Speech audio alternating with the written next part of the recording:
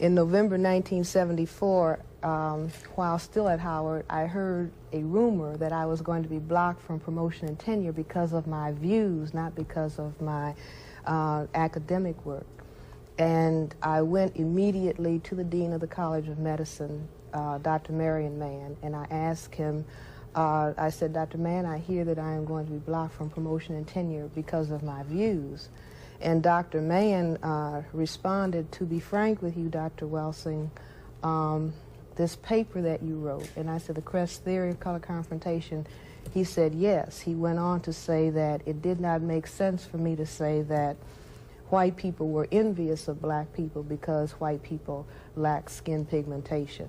And we went on from that point. But let me make one correction. My theory does not say that whites are inferior to blacks. I don't say that. I say that whites feel that they are inferior because they cannot produce skin pigmentation and because their status as, I say, a variant of albinism is genetic recessive to blacks, and they can be genetically annihilated by non-white people, that this is what causes that sense of inadequacy, that they have built a total behavioral system that is a compensation. White supremacy is a compensation for a sense of white genetic inadequacy. You have been fired, in fact, because you had the temerity to say, theoretically, what you said.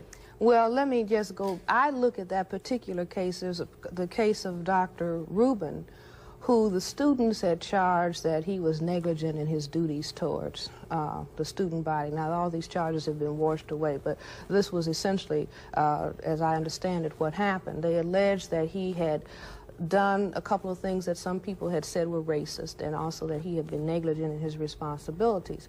Well, when that happened, all of the newspapers that are white-owned and supported went to his defense. How dare Howard University remove this individual who was an anti-apartheid, meaning an anti-white supremacy, anti-racist, took an anti-racist position in South Africa, that this man has, in quotes, demonstrated his interest in black people or non-white people. Now, I just look at that case in this way. Here is an individual that, as far as the media in the District of Columbia is concerned, they defended this man because he had taken an anti-racist, anti-apartheid position in South Africa. But there's Frances Welsing, who has written a paper and a theory on white supremacy, has to be dismissed from the same institution because I consider myself a counter-racist, a person who is moving against an unjust and negative force of white supremacy.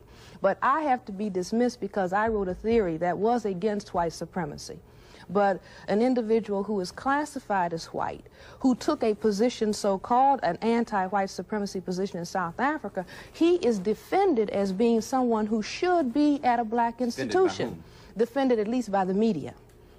Do you see what I'm saying? Because one of the papers in Washington, the Evening Star, in an editorial said, well, apparently Howard University has a small group of racists, meaning black people who are supposed to be against white people, you know, faculty and students who are anti-white, and now it's time to weed out all of the other black people who have an anti-white position. Now, this is said in a city in which there are two major white universities who have very, very small black student bodies and very, very small percentages of blacks on their faculty. But there's no examination or no gross criticism of the white dominance and presence at the two white institutions, but let's weed out if there are other black people who in any way can be looked at as being against whites, well, then attack that black center. And it's a lot of chaos and confusion, but I think that if it is understood the dominant dynamic in this area of the world, the dominant dynamic that is going on throughout the world is white domination. I don't think that anyone can refute that. The persons who have the power in the world today, all of it is in the hands of people who themselves classify themselves as white as opposed to non-white. That is where the power is.